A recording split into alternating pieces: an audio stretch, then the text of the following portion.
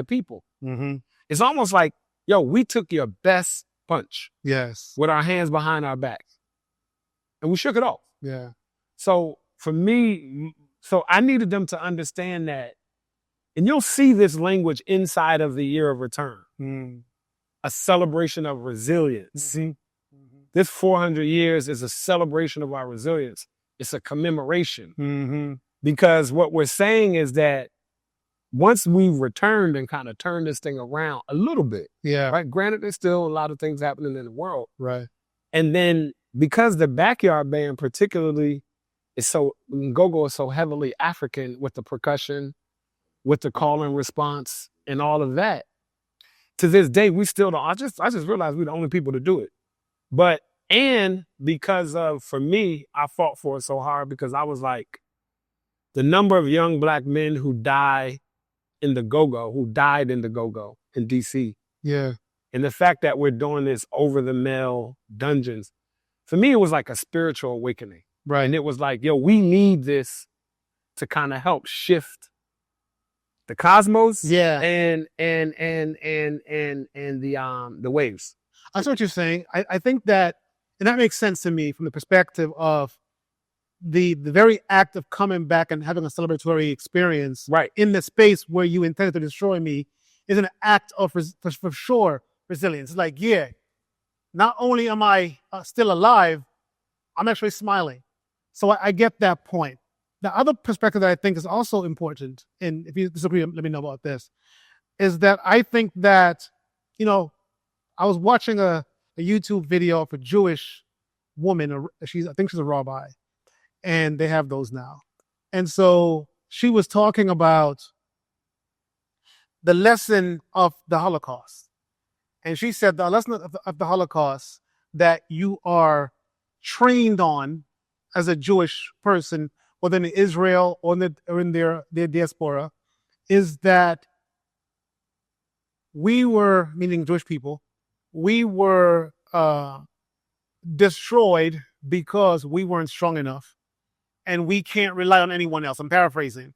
We can't rely on anyone else for our security except for us. Therefore, we must have the state of Israel, and we must do whatever it takes to maintain it as exclusively ours.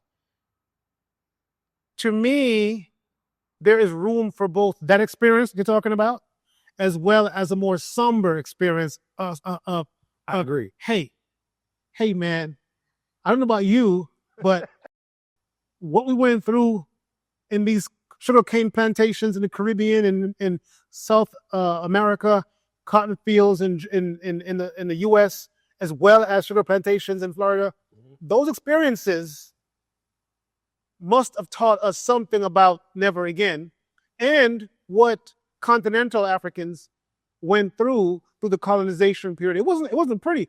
Most people don't know that Africans that stayed on the continent weren't having a picnic. Right, it was a cookout.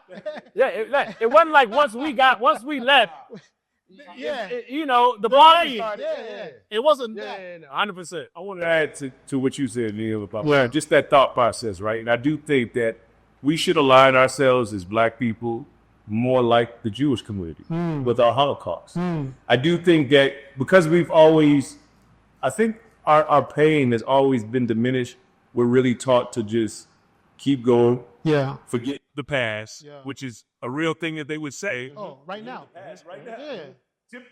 That's what already saying. Yeah. The past. And it's like, there's no therapy that comes from not talking about what you've experienced. So to that point, like, although sometimes I see us act out in certain ways, I'm like, Black people have really held it together a lot better than any other group I've ever seen going through that. Anybody else. Yeah. But I do think we need to get back to tradition. We need to get back to paying homage, because I think we've lost some things along the way with tradition that allows us to not take it as seriously, and then in turn allows other people who are watching us to say, well, it ain't that bad, or it wasn't what they're making it out to be. It can be. And it can't be because look at you. Look at you. Yeah. You made it. You're smiling. You're celebrating. Yeah, you're celebrating. And then, you know, because they always say they look at you, and then Black people always say, thank God I don't look like what I've been through. Exactly. And then Black people say black don't crack. Yes.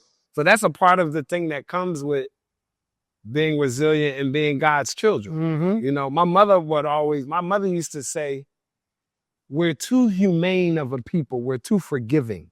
Yeah.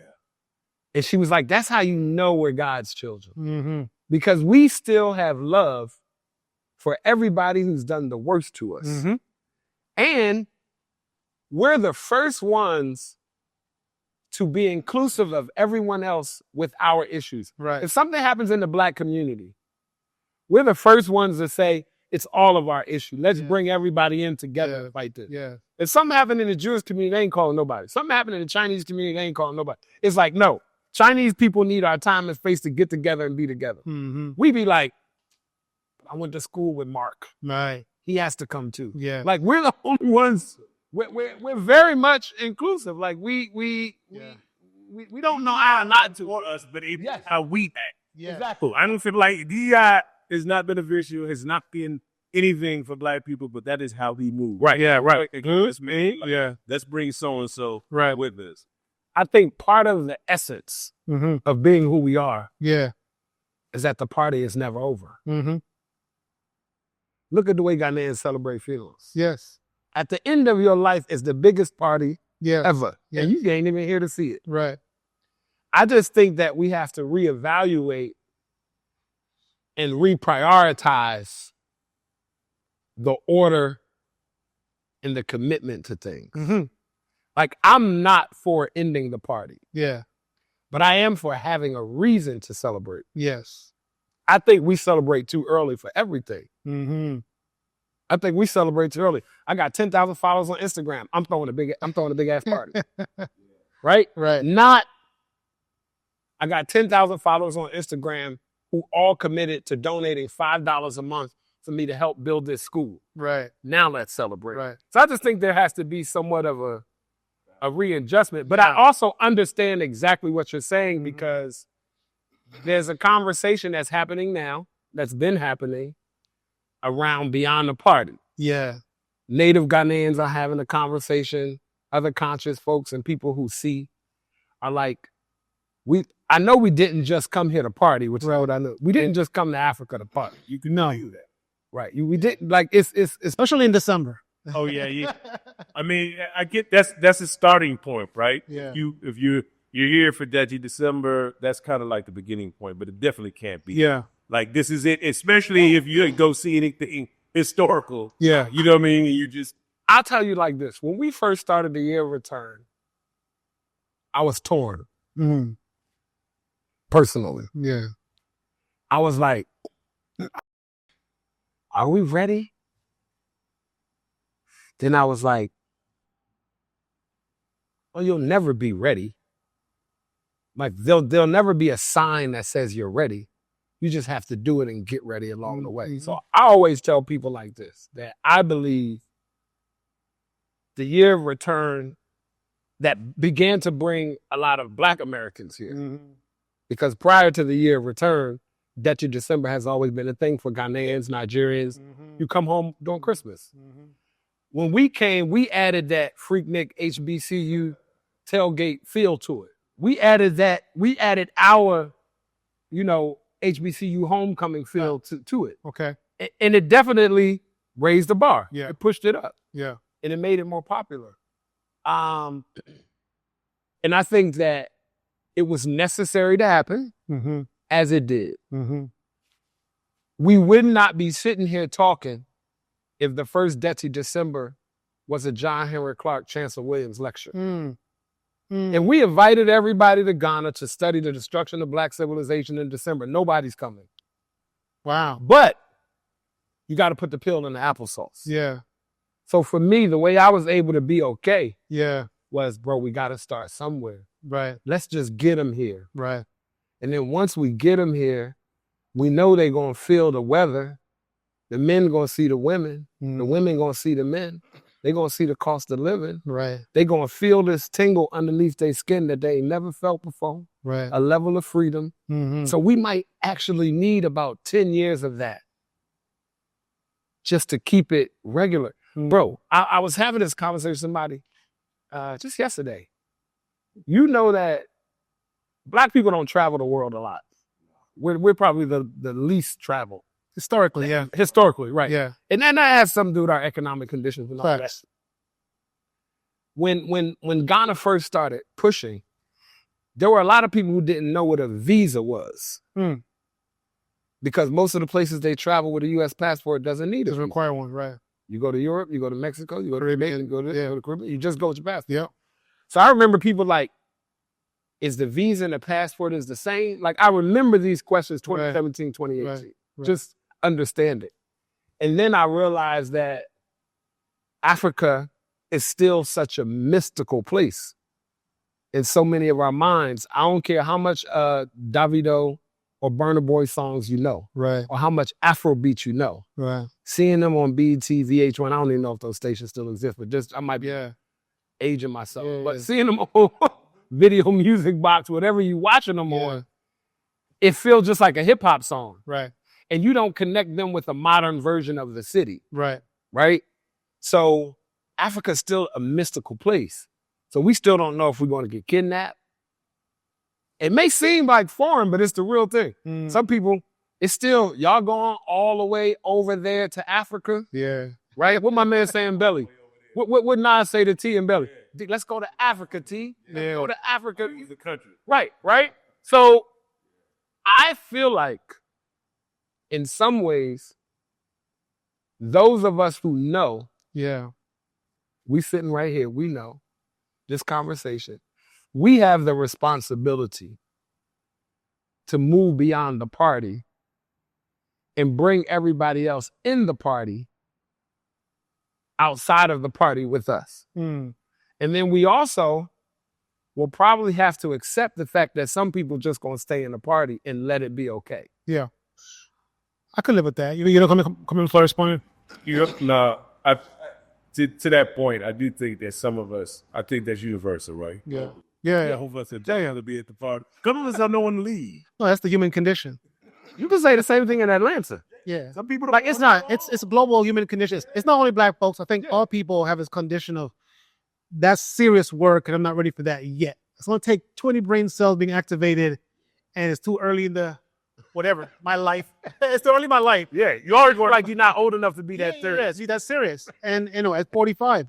And so I think that the challenge that we have, and so I'll perfect a little bit on your comment, because I think that the party should never stop, because there's always a reason to give thanks and be joyful. Right. At the same time, there need to be, and I'm hoping that, you know, we are in the mix of those people, or saying, well, what's the serious work? And who's doing it? I know you came to Africa to do some serious work. I know, bro, you in particular. Go ahead, brother. You come and ask the question. Sometimes we just don't have nobody asking the question. True.